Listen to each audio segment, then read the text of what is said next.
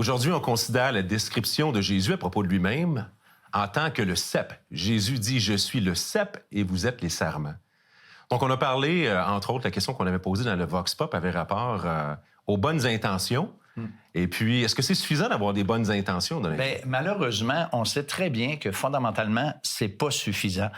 Selon la Bible, c'est en fonction de ce qu'on a à notre disposition qu'on peut faire des bonnes choses. Par exemple, moi, j'ai l'intention, Jean-François, l'année prochaine, lorsque j'aurai mon retour d'impôt, de te refiler 1 million de dollars. Oh, là, tu m'intéresses.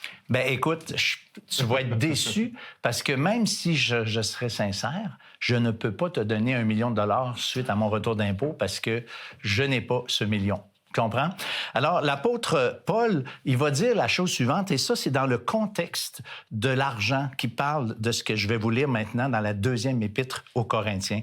Il dit, « La bonne volonté, quand elle existe, est agréable en raison de ce qu'elle peut avoir à sa disposition et non de ce qu'elle n'a pas. » Alors, autrement dit, ça vaut pas grand-chose de dire quelque chose si on n'a pas les moyens de le faire. Mais c'est ça, tu sais, exactement. Le verset, c'est exactement ce que j'ai dit comme exemple, le million de dollars qu'on ne peut pas donner si on ne l'a pas.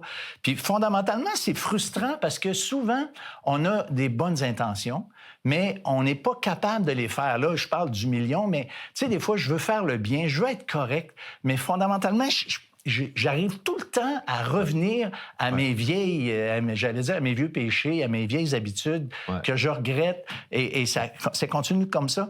Puis l'apôtre Paul, il va dire encore, il va l'exprimer d'une façon tellement facile, tellement claire, en disant ceci dans l'Épître aux Romains au chapitre 7 et au verset 19. « Car je ne fais pas le bien que je veux, et je fais le mal que je ne veux pas. » Alors, moi, Jean-François, là, ça fait bientôt 45 ans que je suis marié et je prétends, merci, je prétends que ma femme, c'est la personne que j'aime le plus dans le monde, OK? Et pourtant, c'est elle que j'ai le plus blessé dans ma vie. C'est souvent le cas, hein? C'est vrai. Ouais. Alors, qu'est-ce qu'il dit, Paul, là? Je fais pas le bien que je veux, puis je fais le mal que je veux pas. Bien, ça nous montre que l'intention elle fait pas la job, tu sais. Et puis, le texte que je veux lire aujourd'hui, parce que le texte de Jésus qui dit qu'il est le cep et nous sommes les sarments, c'est dans l'Évangile de Jean, au chapitre 10, et on va lire ça ensemble, si vous voulez bien. « Je suis le vrai cep. Demeurez en moi, et je demeurerai en vous. Comme le sarment ne peut de lui-même porter du fruit, s'il ne demeure attaché au cep, ainsi vous ne le pouvez non plus si vous ne demeurez en moi. Je suis le cep, vous êtes les sarments. Celui qui demeure en moi et en qui je demeure porte beaucoup de fruits, car sans moi, vous ne pouvez rien faire. » Alors, c'est important ici de porter du fruit. C'est ce que Jésus il dit qu'il faut faire, il faut porter du fruit. Le but de Jésus est que nous portions du fruit. Okay. Si je comprends bien, pour résumer l'analogie, quand Jésus dit qu'il est le cep et que nous, on est le sarment, le cep, c'est le tronc en réalité. Et les sarments, c'est les branches. Et puis Jésus comme en train de dire, je suis le tronc, vous êtes les branches. Si la branche n'est pas connectée avec le reste de l'arbre, elle ne pourra pas produire de fruits. Mais quel type de fruit d'être connecté avec Jésus, quel genre de fruits ça peut nous faire porter? OK. Bien, écoute, c'est une très, très bonne question. Je pourrais répondre par plusieurs textes bibliques, mais ce qui vient à mon esprit, c'est le fait que Jésus, dans l'épître, la première épître de Jean, en fait, Jean nous donne des caractéristiques de ce qu'est un vrai croyant qui porte du fruit. Par exemple, il aime la parole de Dieu. La Bible, pour lui, devient quelque chose de délicieux. Il aime les frères, les autres chrétiens de la communauté. Il les aime. Il aime la parole de Dieu, il aime les frères, il aime Dieu. Puis aussi, il y a une chose intéressante, il haït le péché. Il n'a pas la même relation avec le péché qu'avant d'être connecté avec Jésus. Oui, absolument. Oui, puis ça, c'est quelque chose qui, quand on vient à Jésus et qu'on lui donne notre vie, c'est une des premières choses qu'on réalise. Moi, en tout cas, c'est ce qui s'est passé dans ma vie. Là. Il est arrivé un temps où les choses que je faisais dans ma vie avaient jamais été consciemment un problème. Il y a certaines choses que je faisais que j'avais jamais eu de l'impression que je faisais quelque chose de mal. Et le jour où j'ai donné ma vie à Jésus, tout d'un coup, j'étais absolument inconfortable de faire ces choses-là, puis sans que personne m'ait dit « t'es pas supposé de faire ça ». Et là, il y a le témoignage de l'intérieur qui vient qu'il y a effectivement, donc la présence de Dieu est là, puis il éclaire certaines choses. Tout à fait, tout à fait. C'est normal. Puis le Seigneur, il nous demande d'être en communion avec lui. Le disciple, là, il n'est pas appelé à porter du fruit. C'est bizarre, hein? Ouais. Mais c'est pas ça le projet.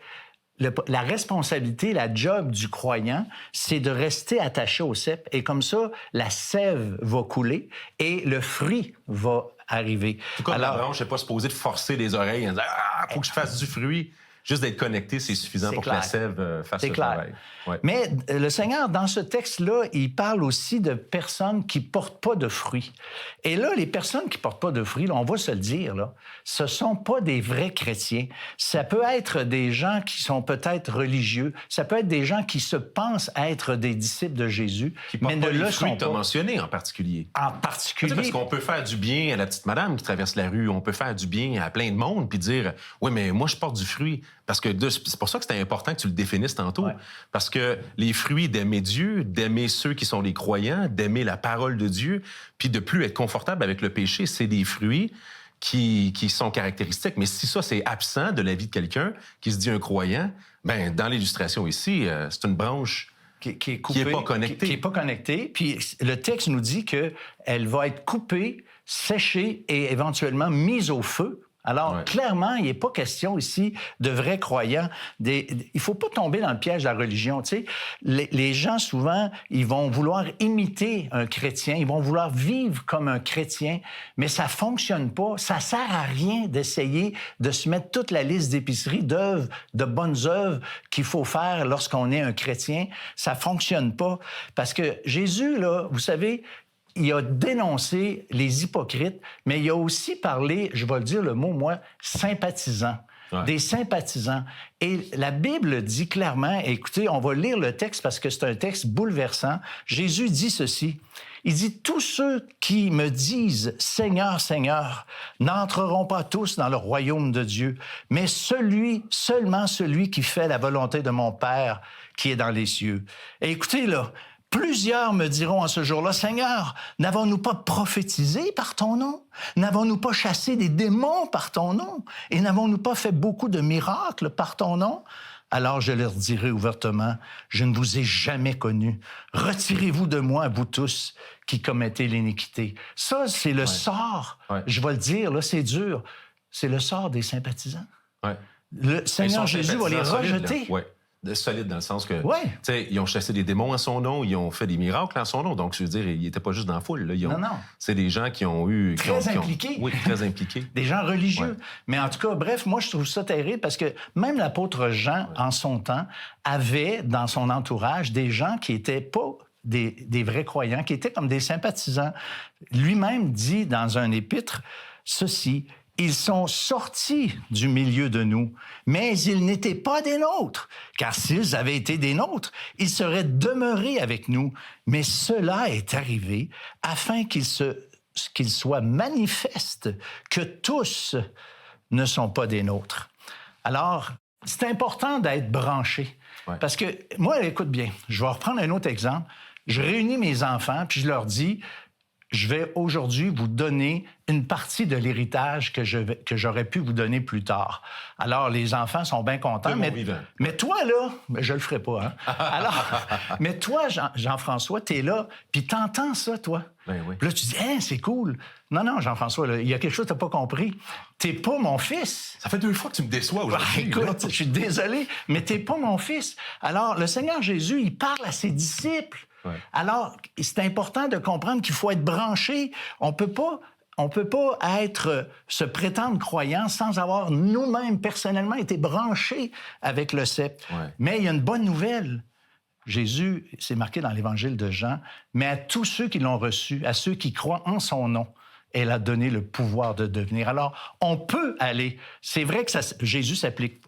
La parole de Jésus, s'il ne s'appliquait pas à tout le monde, mais on peut maintenant... Elle peut s'appliquer à nous si on devient un disciple. Exactement. Oui, bien, merci beaucoup pour l'encouragement là-dessus. Puis, c'est l'amour de Jésus, encore une fois, qui se manifeste. Il veut nous donner quelque chose. Et puis, vous savez, on a grandi dans une culture, surtout si vous êtes un petit peu plus que la génération X. Moi, je suis de la génération X, mais j'ai connu l'enseignement religieux, par exemple, à l'école. Et puis, peut-être que vous avez déjà été à l'Église. On était dans un climat qui était plutôt chrétien, et puis on connaissait les histoires, on participait à une certaine ritualité et tout ça. Mais des fois, on peut se rendre compte que ça, c'est des choses que j'ai sues, mais j'ai peut-être, moi, jamais eu l'opportunité de répondre personnellement à l'appel de Jésus. Et là, c'est hyper important aujourd'hui parce qu'il est en train de vous faire comprendre. Peut-être que vous aviez eu une mauvaise indication dans vos vies de porter des fruits. Vous allez dire, je suis une bonne personne, je fais des bonnes choses, je fais de mon mieux pour respecter les commandements de Dieu et tout ça. Mais ça, c'est des fruits qu'on est capable de produire dans l'indépendance de Dieu. En fait, ce que Jésus est en train de dire, c'est que les fruits de l'indépendance ne sont pas des fruits qui glorifient Dieu, c'est des fruits qui nous glorifient nous-mêmes. Si vous voulez vraiment produire des fruits pour Dieu, il faut que vous répondiez à l'appel de Jésus. Pour ça, il faut être connecté à Jésus. Et là, c'est par la sève de Jésus dans nos vies que Dieu va vraiment produire des fruits. Donc, je vous encourage à venir à lui aujourd'hui et puis de faire cette expérience-là. Au-delà de l'aspect culturel, peut-être, de ce que vous avez connu de Jésus, prenez le temps de vous adresser à lui dans la prière et de lui dire, « Seigneur, moi, je veux me donner à toi. Je veux que tu te serves de moi. Je veux que tu fasses passer ta sève par moi pour que les œuvres de Dieu se fassent au travers de moi. » L'Heure de la Bonne Nouvelle, en collaboration avec le Messager chrétien, vous offre gratuitement le livre de méditation quotidienne La Bonne Semence. Pour en recevoir un exemplaire, écrivez-nous à L'Heure de la Bonne Nouvelle, casier postal 33012, comptoir postal Thibault, Trois-Rivières, Québec, G8T 9T8. Vous pouvez également nous joindre à info@hbn.ca ou par téléphone 1-866-509-1319. Vous avez des questions ou des commentaires sur ce que vous venez d'entendre? Contactez-nous par téléphone ou réagissez sur les médias sociaux.